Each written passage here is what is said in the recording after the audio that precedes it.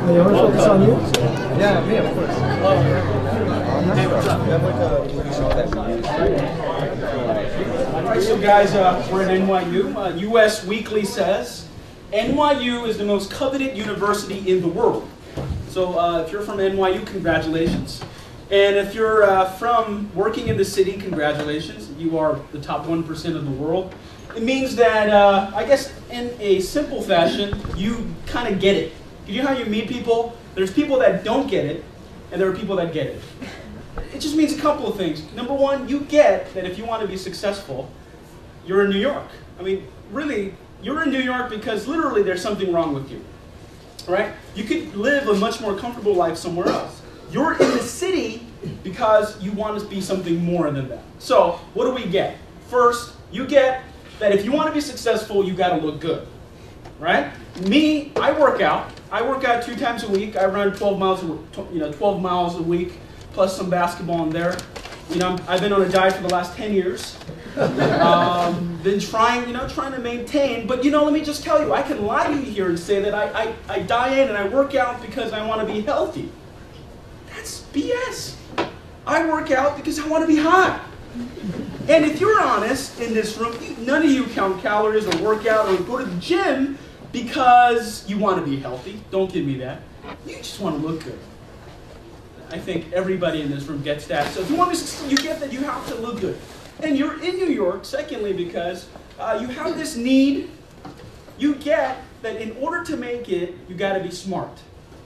All right? You got to not only work hard, but you got to be smart. You have this emotional need for validation, right? So you're going to work hard and you're going to make something of yourself. So that when your parents look at you and the world looks at you, you're a winner.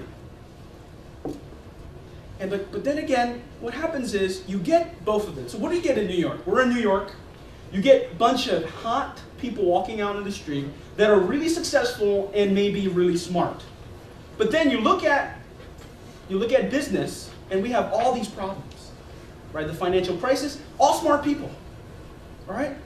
Then you have many people losing their jobs, 10% economic crisis. There's immense greed and corruption, right? We have Elliot, shutting down all prostitution rings except saving one for himself, right? We have that. We have, Manoff steal everybody's money. And the point is this: why are all these smart, good-looking, successful people end so bad sometimes? I think that's because they don't realize, they can't make sense of their life because there's 3 things I like to basically say before I wrap this talk off. First, we have a physical hunger.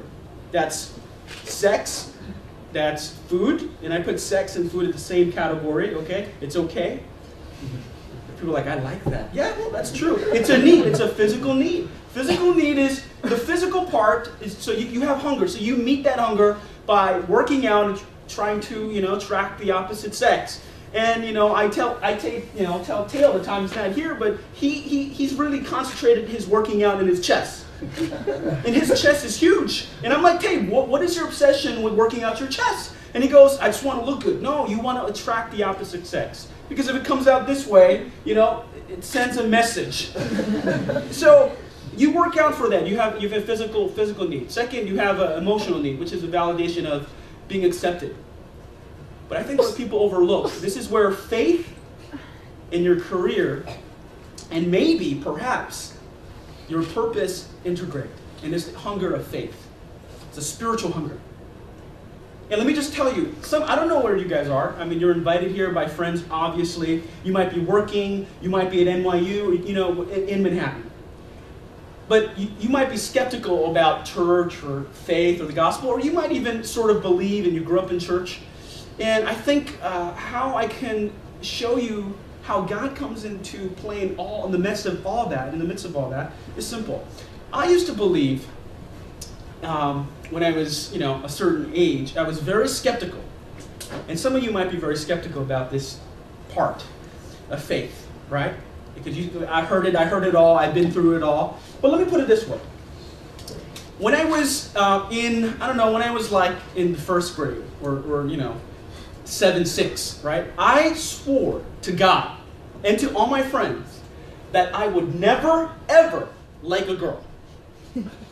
In my paradigm, in my grid, in my view, in my, whatever you want to call it, if anyone told me I would ever like girls, I would push you down the stairs, just like I would push any other girl down the stairs, because I did not have any of that type of capacity until I went through something called puberty. I was a skeptic. I thought it was stupid to like girls. I thought grown-ups were stupid. Why are they so drooling over those people? Those long-haired people. I mean, what is the deal with that? Why would you want that? And then suddenly what started happening is when you go through something like puberty, what happens is you start changing your perspective. I went from a skeptic to a worshiper. Literally.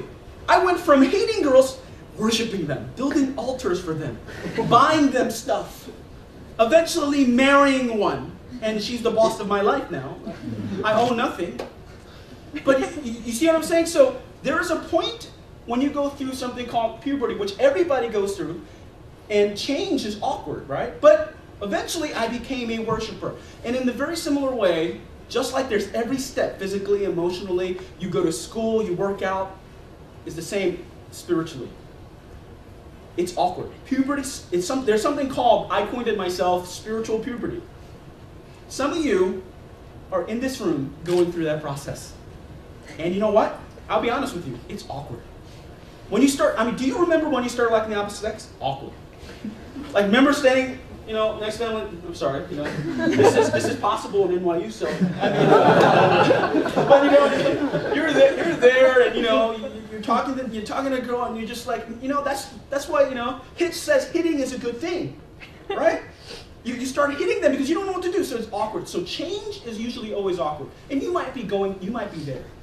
But suddenly, as you grow up, you become more confident, and that's why, like, hey, you work out to get the chest bigger, or thinner, or hotter, or get whatever you need to, put that stuff on, so that it can make you look confident, and you go up and you go, hey, do you want to go to a movie? You start going from awkwardness, you start going to what we call, you start getting, aware of the change.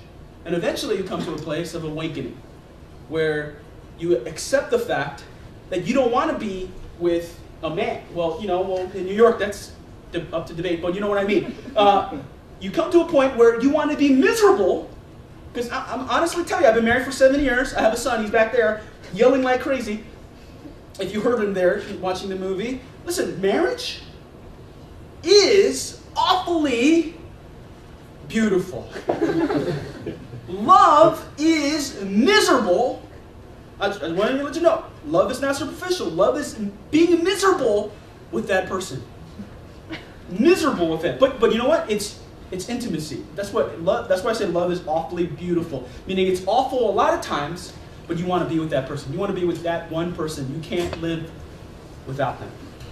So, what I want to wrap up today with is this. It's just the beginning conversation about faith and where you might be. And we're open to that conversation. So